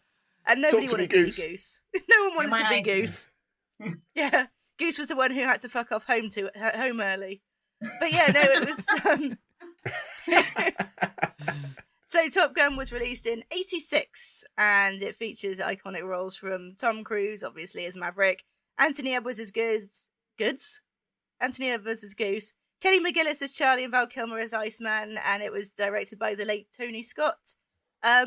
And the story itself is actually based on an article in California Magazine that described the day-to-day operations of the U.S. Naval Air Station at Miramar in San Diego. And in fact, I think it was either the author or it was the publisher of the article that tried to sue Top Gun, new Top Gun, over the rights to use the concept or something. It was a really weak argument in terms of trying to sue them. But anyway, they went for it. But yeah, looking back at it now, it really does have a massive cheese factor. But I mean, that's pretty much what the 80s were about, I think, anyway. So it has an absolutely banging soundtrack. You can't listen to Danger Zone by Kenny Loggins without getting pumped. And It's so great. I bashed that on like as soon as I came out of Maverick. That was the first song I put on in the car. I was so happy that it was actually in Maverick as well. Yeah. Like straight off the bat, it was on the intro. You just knew you were home. Take My Breath Away as well. Good bit of 80s cheese, pinnacle cheese, in fact. it was. But yeah, I think every scene it just makes you want to kind of holler fuck yeah and high five your best friend, doesn't it? Before like stripping down and greasing up and playing straight man's volleyball. Very straight man. Yeah. There was also a problematic blossoming romance, and I only realised this because I was watching it again earlier. There's one scene where Maverick follows Charlie into the women's bathroom to try and pass. Yeah, I know, like completely violating her privacy. Until she kind of tells him actually that like she outranks him. She's a higher rank to him. She was one of his instructors. But yeah, the joking aside, I think the action sequences, like the ones featuring the fighter jets, to this day are incredible. Like no CGI was used, mainly because it was probably still fairly janky at the time. But the fights between the F-14 Tomcats and the Russian jets were actually shot over a naval air station. And to capture the scenes, cameras were mounted on top of the fighter jets and also on top of a Learjet, so you could get like a third kind of person view. But the shots of the fighter jets landing on the aircraft carrier was the actual USS Enterprise, which had been decommissioned at the time. But it was the film itself was so like America, fuck yeah, that the US Navy started putting up recruitment booths outside showings of the films, and they saw something like a 500% increase in enlistments that year. It was absolutely bonkers. Stig was one of them. Yeah, it's a cruise ship. But yeah, I think it's just the right film that kind of came at the right time, because it was far enough away from the Vietnam War that war was fun again. But yeah, I just love Top Gun. I can't fault it at all, and the new one as well. I just love that too. Yeah, I watched Top Gun before I went to see Maverick the night before, because I hadn't seen it for fucking years, and yeah, I still enjoyed it. Wife and I were kind of like, no, it actually still holds up. It is very cheesy, but it's fun. It's just fun action. It is, yeah. It's very, very 80s, yeah, isn't it? Very 80s, but yeah, fun. Like, and the sequel is just incredible. Absolutely loved that. Yes. I am going to bring a cheesy action film starring one Arnold Schwarzenegger, because I don't think we could have 80s action week without bringing up the king of 80s action, Mr. Schwarzenegger. I want to talk about 1985's Commando. Commando, it's a film about retired special forces colonel whose daughter is kidnapped, and he is told that he has to assassinate a political rival to get her back, and he only has a certain amount of time to do this in. This is just pure machismo. Like, the whole thing is just Arnold walking around with his muscles bulging throughout the whole thing, killing men left, right, and center with full of cheesy lines, and it's just fucking great. I absolutely love it. It is one of those films where if it's just started, if it was on TV and it's just started, I'm watching it. If it's an hour in and I've missed the start, I'm watching the rest. Like, I just absolutely love Commando, and it's got its tongue very firmly in its cheek. It knows exactly what it's doing. It doesn't try and portray to be anything serious. It knows that this is just a big, huge action hero, and he's gonna just blast his way through men. Wasn't this the start of sort of Schwarzenegger's and Stallone's sort of rivalry about how they could outdo each explosions and how many people they could kill in each movie? It was just kind of all started to rank up. Because I was going to mention that Commando actually has the bloodiest death total in any action film, with 81 kills. Schwarzenegger manages to kill 81 men in this in a variety of different ways, especially when he gets to the compound. But yeah, the film obviously starts with him and Jenny. They're all like kind of just having a good beaut time as father and daughter, you know, like they're feeding the deers, and she's putting ice cream on his nose. It's all funny, and he's wandering around straight away with logs on his shoulders to show how hard he is and how strong he is. To his daughter. Yeah. And then you get then his house gets attacked by men, and it's just from the get-go, like, he rolls into that room, the guy's like, "Oh, we've got your daughter, so you're gonna do what we say, right?" And he's like, "Wrong," and just shoots him. And it's all capped off by the fact that the person who is kind of leading the men and in charge of all this is one of his ex special forces buddies, Bennett, played by Vernon Wells, who is meant to be Arnie's rival in this film, but looks more like a fat Freddie Mercury in chainmail. He does. Like, he is not imposing in the slightest when you stand him next to Arnie.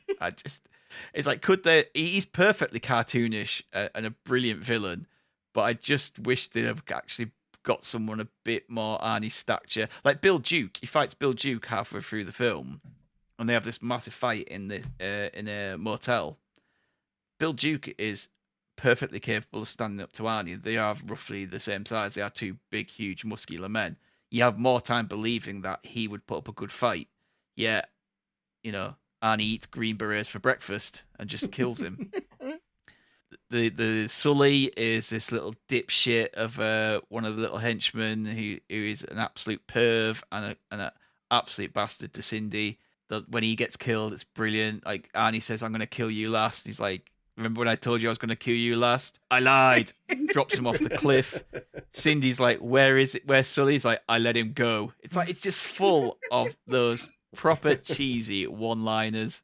And it's all capped off at the end with this big, huge, when eventually he gets to the compound where his daughter's being held, and he gets off the boat in his little Speedos, and he gets all covered in camouflage. He's all tooled up with all these guns, and he looks fucking awesome. And he just goes through this compound and just starts blowing buildings up, shooting men, kills one guy with a circular saw through the head. Pretty sure he stabs a rake in another man, like a garden fork or something, out of the shed in another man. It just gets more and more insane with these kills. And then right at the end, he has this big fight with Bennett where he's beating up Bennett, and then all of a sudden Bennett gets kind of electrocuted and gets a surge of power and manages to come back at Arnie. and Bennett could kill Matrix off. He could kill him off with the gun, but Arnie manages to talk him around to have a knife fight, and they have a knife fight, and then they have this big fight, and then eventually he's killed by Arnie pulling a pipe off the wall, throwing it through Bennett's stomach. And as he says that, a load of steam comes out of this pipe, and he finishes it with, "Let off some steam, Bennett." Like, it's just... He is the king of the one-liners, isn't he, Arnie? Yes. Absolutely love this film. Like, the deaths, the one-liners, it's Arnie in his element. He's just having an absolute blast, and he looks great doing it. If you have never seen the Commando rap, please go on YouTube and look it up, because someone really does good. A rap. They put the whole film into like this 5-minute rap where they rap along what's going on. And there's one line in it where it just gets me every time. And it's like, his muscles look awesome as he kills everyone, like zooms in on his muscles, just going, like just slow motion of his muscles rippling as he's shooting this machine gun. It's so good. But yeah, Commando it's just pure 80s. I absolutely love it. Some people would say it's one of those so bad it's good films, but I don't think that's the case. I don't think that existed in the 80s, did it? It was just people actually genuinely liked it. It's only looking back now that it's bad. I don't think it's not even bad. It's great. I love it. I've never even heard of this film. Oh no! I mean, I know we're a bit spoilery with how that goes, but it makes me want to watch it more. And he's in his Speedos at the end. It's the most manliest man film ever that ever did man. It is. Like, Arnie does so much in this film. Like, one point he picks up a telephone box, rips it off the wall, and throws it with a man inside. He just flips a car over, like, with his bare hands. He rips a door off a car. The thing is, he was probably so jacked in the 80s that he probably could have done all these things. Do you know what? There should have been like a sitcom or a reality TV show where Arnie's just like walking around trying to do day-to-day things, but he's so strong he can't actually do anything normally. So like he's going to pick up his kid from school and tries to open the car door and accidentally rips it off. Or like tries to eat a Danish and crushes it in his hand. Why am I so strong? His muscles are a curse. Sits on the toilet and just breaks. I can't shoot anywhere. Oh, please. I implore anyone who's not watched Commando to it's 90 minutes long, and it's just pure joy throughout the whole thing. There's not a moment wasted. It moves along at such a perfect pace. It never lets up. It's relentless throughout the whole thing. It's so good, and it just ends with him like this proper 80s style rock song as well. 80s power ballad. That should be a subject in itself. It is a proper power ballad, like of a yeah, fuck yeah song to end the film on. Yeah, Commando for me. So, right, Big E, what have our listeners been saying? What's their favourite action film from the 80s? Well, the mailbag is bulging just like Arnie's muscles. We've had Lee Davis write in. He said the 80s is the decade for action movies. And there's so many greats that it's hard to pick one. So I'll pick two. Commando, funny enough, and Mad Max, The Road Warrior. Why these two movies, though? It's quite simple. Vernon Wells is two of the best villain performances ever. Camp Perection. I think he meant perfection, but who knows? Maybe he did get a correction. I think so. I think he might be right. He's so camp in Commando. He really is. He's great in Mad Max as well. Another great movie. Zap to the Past came in next. I'll throw a couple of John Carpenter classics in there. First, Big Trouble in Little China. Why? Because it's all in the reflexes. That's such a great movie. I like the guy who gets so angry he explodes. It's such a... Have you not... Oh, you haven't seen this either, have you? No. It's we're going to have to put together a list for you. Yeah, it's such a bizarre movie. It's so weird, but it works for some reason. It's such a great movie. And second, They Live. Best fight scene ever. Yeah, that fight scene between Rowdy Piper and... I've forgotten the other guy now. Keith David. Yes, Keith David, yeah. See, They Live was going to be my choice originally. I was like, no, I can't miss up a chance to just riff on Commando. Like, I could like literally recite the whole of Commando, like from start to finish. But They Live is a really great film, and that fight scene, it's 6 minutes of them just beating the shit out of each other. Yeah, in real an proper alley. brutal fight. Yeah, like proper dick punches as well. Like he's just proper fucking ramming his fist into his dick at one point. And he also went on to mention, First Blood, which is a much better film than Rambo, First Blood Part 2, which I totally agree. Next up, we've got Xenos. And he said, well, I've checked my list of films. I remember having seen, and as far as I can tell, have watched literally no films that came out in the 80s. So I'm going to cheat by mentioning the most 80s film to not be released in the 80s, which is Kung Fury. Have you guys seen this? Yeah. So it was only available on YouTube, right? It is, yeah, at the moment. I think it just didn't get digitized, so somebody just did a crummy recording. But yeah, that's another crazy one. It's a half hour long and available for free on YouTube. Go and watch it. It's hilarious. It does contain one homophobic slur, but the character who uses it is shot over the phone by Hitler less than a minute later. And I'm not giving you context for that sentence either. I said watch the film. I imagine, is that a bit like a Kung Fu Hustle then? That one? Similar? Or is I haven't seen it. I know of it, but I've never seen it. We'll all watch it now. It's Yeah. only half hour. Nimrod Hicks is next. He says, does Full Metal Jacket count as action? If so, that's my pick. Kubrickian genius of a movie. And I agree. That's one of my favourite Vietnam movies ever, that. Robotic Monkey next. You could pick any year in the 80s and have a full podcast worth of action films to talk about, surely. I remember watching The Last Starfighter as a kid. Stuff like that almost always used to be on TV on a Sunday afternoon. Inner Space, BMX Bandits, Kroll. I could list of loads. There's also a few franchises. Alien, RoboCop, Die Hard, never heard of it. Beverly Hills Cop, Superman, Indiana Jones, and the similar copies of it. Top Gun. I'm sure there are so many others that I've not mentioned. Yeah, he's pretty much covered most of it, I think. Yes, BMX loads Bandits. in there. Yeah, I about could have that. chose Indiana Jones. I've seen that one. Yeah. You're dead.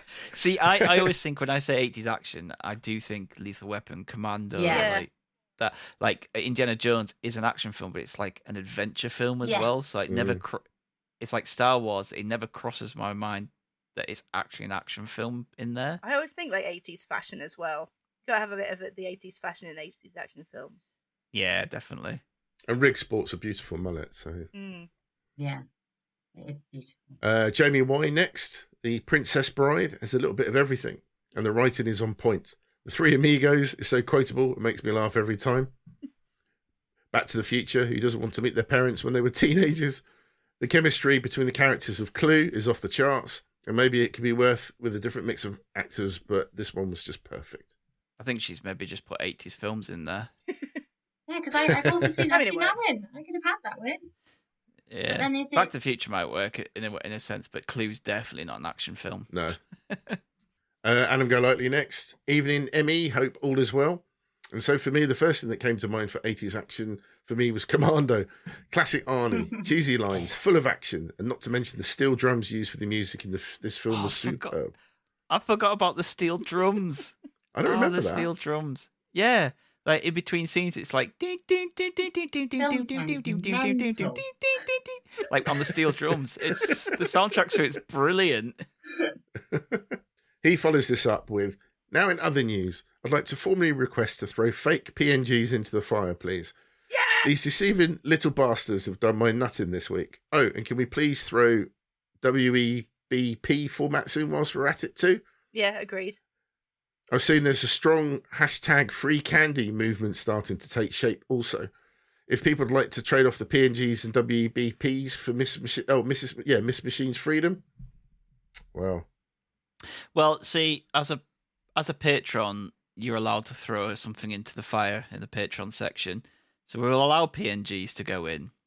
I'm not so sure that Candy's allowed to come back out for her. I'm in the second terrible circle pizza of fire, opinions. though. At least raise me up to the first circle of fire. It's a miscarriage of justice. All I did was not eat my pizza crust. I don't see how that's more annoying than James Gordon.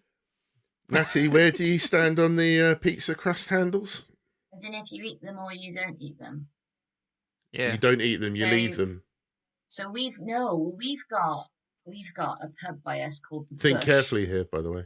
I am. That's why I'm explaining my answer. So we've got a pub by us Okay. called the Bush, and it's epic. And they do like proper wood-fired oven pizza on a proper stone, and all the rest of it. And they're all made fresh. All the dough's made fresh. When you get the crust, you've got these like you've probably had Stokes. Have you had Stokes ketchup with Stokes barbecue sauce? Do you have Stokes? No. Is that a Welsh thing? Oh fuck! Must Well, be. it's the most amazing sauce you can get, and it comes in these little sachets. You dip your crust in it, and you fucking eat them. You eat them. You eat Yeah. your crust. God. Good You- choice. I just, do I really deserve to be in the fire, though? Yes. It must have Well, been we can't. Unfortunately, with Oodles and Gadget being off this week, we can't vote you out. So you're in there for another week at least No, it's so hot. to fight your corner next week when they're back. Back to the feedback. Speaking of which, some bloke called Gadget has written in. Evening, everyone. Sorry I couldn't make it for the recording, but my choice this week was going to be Tron. One of the defining science fiction films of the 80s. It sets a new standard for visual effects, visual storytelling, and computer bullshittery.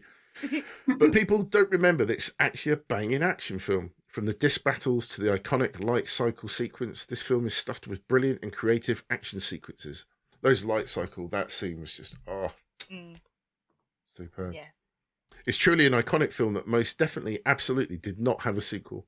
There was that fan film a few years ago, but it was utter horse shite.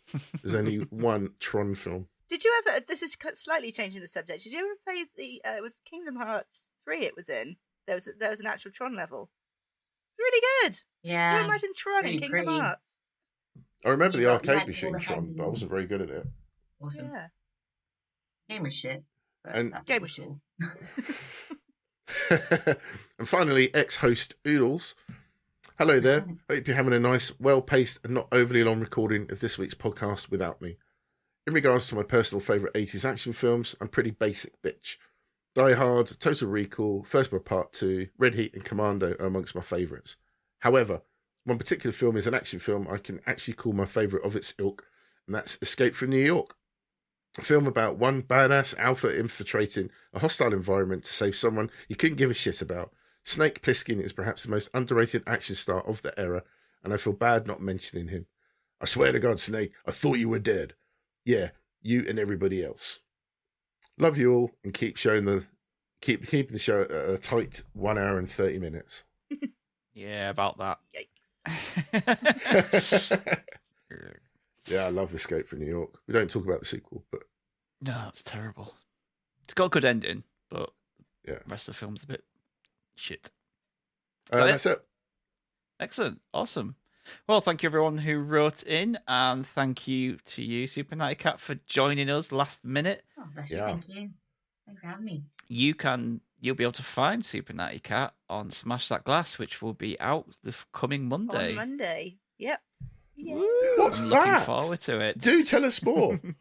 Yes, so it's a 6-part spin-off from Modern Escapism. Well, it might carry on, I don't know, but it's a celebration of all things women getting shit done. Oh, God. Entertainment, pop culture, and more. So you're not invited, Biggie. Didn't want to be anyway. And yeah, we start on Monday.